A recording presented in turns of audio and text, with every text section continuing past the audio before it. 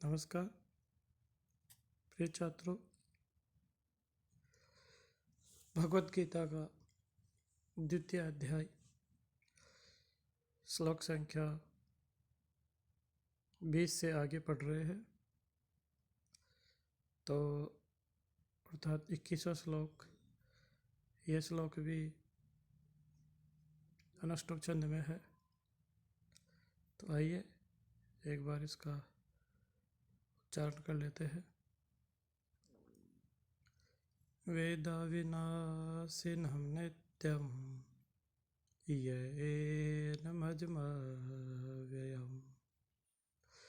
वेदा विनाशिनहं नित्यं येन मज्जमव्ययम्। कथं स पुरुषः पार्थः कं घातयति हान्तिकम्। कथं स पुरुषः पार्थः कं घातयति हान्तिकम्। तो आइए देखिए, इसमें भगवान श्री कृष्ण अर्जुन को बता रहे हैं, आत्मा के बारे में बता रहे हैं। इससे जो पूर्ववर्ती श्लोक जो अपन ने पढ़ा था, उसमें आत्मा अजर अमर कई प्रकार की बताई थी, उसी को आगे बढ़ाते हुए कह रहे हैं कि पार्थ से उठाइए। इसका जो अन्वय है उसमें सबसे पहले पार्थ जो नीचे की पंक्ति में आपको दिखाई दे रहा है, यहाँ से देखिए कि पार्थ अर्थात हे अर्जुन। पार्थ यहाँ पे संबोधन में है। जैसे पार्थ शब्द हो गया, जैसे राम का संबोधन में बनता है हे राम, ठीक उसी प्रकार पार्थ शब्द है जिसका संबोधन में बन जाएगा हे पार्थ। तो श्लोक में हे को रखना कवि की इच्छा पर निर्भर करता है। और छंद के अनुसार श्लोक में हे जो संबोधन सूचक शब्द है उसको रख भी सकता है और उसको छोड़ भी सकता है। तो यहाँ पे हे छोड़ा गया है क्योंकि हे को रखने से छंद भी भंग हो जाएगा, संख्या 8 के बजाय 9 हो जाएगी। छंद की पूर्ति के लिए भी यहाँ पे हे को छोड़ा गया है। इसी को ध्यान में रखते हुए आगे बढ़ा गया है। तो पार्थ हे पार्थ, पार्थ हे पार्थ, हे पार्थ।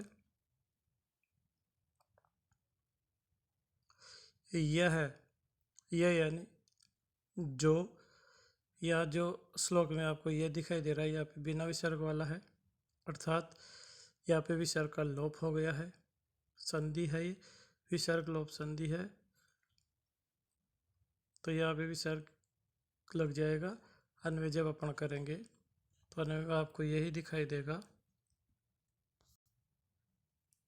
तो पार्थ हे अर्जुन, यह जो अर्थात जो पुरुष, जो व्यक्ति, एनम, एनम पूर्व में भी पढ़ चुके हैं। एनम इसको अर्थात इस आत्मा को वेदा विनाशिनम में से क्या बाहर निकालेगा? वेद प्लस अविनाशी, वेद प्लस अविनाशीनम, अर्थात यहाँ पे दीर्घ संधि है। वेद के बाद में जो वेदा है वो दीर्घ संधि के नियम से हुआ है। तो इसमें से वेद प्लस अविनाशीनम संधि विच्छेद कर लीजिए, अन्वय में रख लेंगे अविनाशीनम। तो अविनाशीनम यानी विनाश से रहित, नाश से रहित।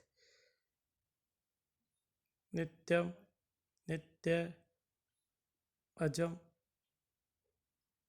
अज अर्थात अजन्मा, अव्ययम अव्यय जिसका कोई व्यय नहीं हो अर्थात जिसका नाश न हो, इस प्रकार वेद यानी जानता है। सह वह व्यक्ति, सह वह व्यक्ति कम किसको घातयति मरवाता है, और कथम किस प्रकार कैसे, कम किसी को हंति मारता है। अर्थात जो व्यक्ति अर्जुन से कह रहे भगवान श्री कृष्ण कि हे पार्थ, हे अर्जुन, जो मनुष्य इस आत्मा को अविनाशी, नित्य, अजन्मा, विनाश से रहित जानता है, वह व्यक्ति कैसे किसी को मरवाता है और कैसे किसी को मारता है। अर्थात यह आत्मा न तो किसी को मारता है और न ही किसी से मरता है। यह इसका भाव हो गया। तो ये श्लोक आपको समझ में आ गया होगा। अगला वाला श्लोक देखते हैं। ये भी बहुत इम्पोर्टेंट श्लोक है। इससे आगे वाला श्लोक है वो और भी इम्पोर्टेंट श्लोक है। तो आइए इसको देखते हैं। इसमें छंद चेंज हो गया है। वासांसि जीर्णानि यथा विहाय नैवानि गृह्णाति नरोपराणि तथा शरीराणि विहाय जीर्णानि यन्यानि संयाति नवानि देहि यन्यानि संयाति नवानि देहि। अर्थात इस छंद का, श्लोक का जो प्रथम चरण है वासांसी, वो इंद्रवज्रा है, और जो नवानि गृह्णाति जो है ये उपेंद्र वज्रा है, और तथा शरीराणि जो चरण है वो भी उपेंद्र वज्रा है, और यन्यान इंद्र वज्रा है। अर्थात इसमें 2 इंद्र वज्रा है और 2 उपेंद्र वज्रा के चरण है। इस प्रकार ये उपजाति छंद है। तो इसमें इस प्रकार उच्चारण कर लीजिए। तो यह भी बहुत इम्पोर्टेंट है। तो यहाँ पे भगवान श्री कृष्ण बता रहे हैं कि ये जो आत्मा है वो किस प्रकार किसके साथ क्या करता है। तो यह आत्मा न तो मरता है, तो ये क्या करता है ये इसी श्लोक में बताया गया है। तो आइए देखिए। यथा, यथा यानी जिस प्रकार से। इसी से आगे जो नरो पराणी जो दिखा हुआ है, नरो अपराणी जो है, इसमें से संधि विच्छेद कीजिए। नरः धन अपराणी। नरः है विसर्ग संधि है, विसर्ग का ऊ हो गया और उसके बाद पूर्ण रूप संधि हो गई। तो इस प्रकार यहाँ पे नरः प्लस अपराणी हो जाएगा। तो यथा जिस प्रकार नरः मनुष्य, आप सब जानते हो नरः कौन होता है, नर यानी मनुष्य होता है। तो नरः मनुष्य, जीर्णानि जीर्ण पुराने, फटे पुराने, वासांसी वस्त्रों को, विहाय छोड़ करके। तो इसका अर्थ हो गया यहाँ तक कि जिस प्रकार मनुष्य पुराने वस्त्रों को छोड़ करके अपराणी दूसरे, नवानी नवीन, ग्रहणाती ग्रहण करता है। तथा नीचे वाली पंक्ति आ गई है, ऊपर वाली पंक्ति पूरी हो चुकी है। तथा उसी प्रकार, तथा यानी उसी प्रकार, जीर्णानि जीर्ण